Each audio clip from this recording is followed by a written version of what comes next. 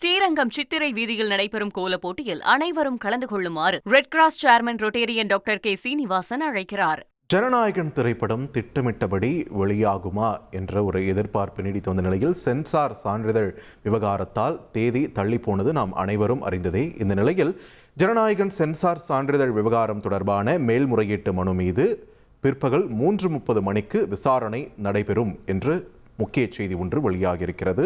ஜனநாயகன் படத்திற்கு சென்சார் சான்று வழங்க வேண்டும் என்ற தனி நீதிபதியின் உத்தரவை எதிர்த்து சென்சார் போர்டு தரப்பில் இருந்து மேல்முறையீடானது செய்யப்பட்டிருக்கக்கூடிய நிலையில் இந்த மனு மீது பிற்பகல் 3:30 மணி அளவில் விசாரணை நடத்தப்படும் என்று தகவல் வெளியாகியிருக்கிறது.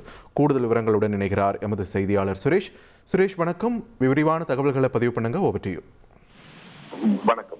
ஜனநாயகன் நடிகர் விஜயின் ஜனநாயகன் படத்துக்கு தணிக்கை சான்று வழங்க வேண்டும் என்ற கோரிக்கையுடன் சென்னை உயர்நீதிமன்றத்தில் பட நிறுவனம் வழக்கு தாக்கல் செய்திருந்தது. இந்த வழக்கை விசாரித்த நீதிபதி பி.டி. ஆஷா இன்றைக்கு காலையில அந்த தீர்ப்பை வழங்கியிருந்தார். அந்த தீர்ப்புல படத்துக்கு ஏற்கனவே சென்சார் சான்றிதழ் கொடுக்கலாம், அதாவது யூஏ சான்றிதழ் கொடுக்கலாம் என்ற ஒரு முடிவை எடுத்த நிலையில அந்த படத்தை மறு ஆய்வு குழுவுக்கு அனுப்புவதற்கு சென்சார் போர்டு தலைவருக்கு அதிகாரம் இல்லை என்று சொல்லி அது சம்பந்தமான அந்த உத்தரவை ரத்து செய்துவிட்டு உடனடியாக சென்சார் சான்று வழங்க வேண்டும் என்று சென்சார் போர்டுக்கு நீதிபதி பி.டி. ஆஷா உத்தரவிட்டிருக்கிறார்.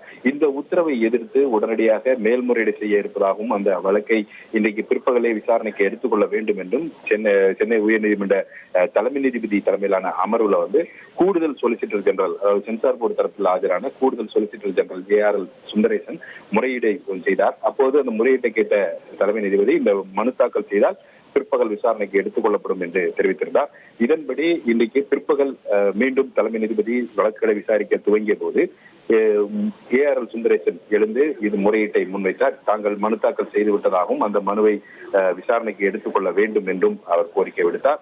அப்போது டெல்லியில் இருந்து சொலிசிட்டர் ஜெனரல், இந்திய அரசினுடைய சொலிசிட்டர் ஜெனரல் துஷார் மேத்தாவும் காணொலி காட்சி மூலமாக ஆஜராகி இந்த படத்துல மத உணர்வுகளை தூண்டக்கூடிய வகையில காட்சிகள் இடம்பெற்றிருக்கின்றன.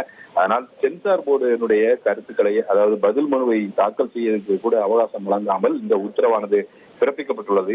அதனால இந்த வழக்கை இன்றைக்கே அவசரமாக விசாரணைக்கு எடுத்துக்கொள்ள வேண்டும் என்றும், ஏன்னா ஏற்கனவே காலையில நீதிமன்றம் உடனடியாக சான்றிதழ் வழங்க வேண்டும் என்று உத்தரவிட்டிருக்க காரணத்தினால் இந்த வழக்கை அவசரமாக விசாரணைக்கு எடுத்துக்கொள்ள வேண்டும் என்ற ஒரு முறையீட்டையும் முன்வைத்தார். இதை கேட்ட தலைமை நீதிபதி தலைமையிலான அமர்வு வழக்கு தொடர்பான ஆவணங்கள் நீதிமன்றத்திற்கு வந்தால் உடனடியாக விசாரணைக்கு எடுத்துக் கொள்ளப்படும் என்று சொல்லி இது சம்பந்தமான இந்த வழக்கினுடைய விசாரணையை, அதாவது மேல்முறையீட்டு வழக்கினுடைய விசாரணையை பிற்பகல் 3:30 மணிக்கு தள்ளி வைத்திருக்கிறார்கள்.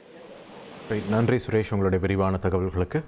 ஸ்ரீரங்கம் சித்திரை வீதியில் நடைபெறும் கோலப் போட்டியில் அனைவரும் கலந்து கொள்ளுமாறு red cross chairman Rotarian doctor K Srinivasan அழைக்கிறார்.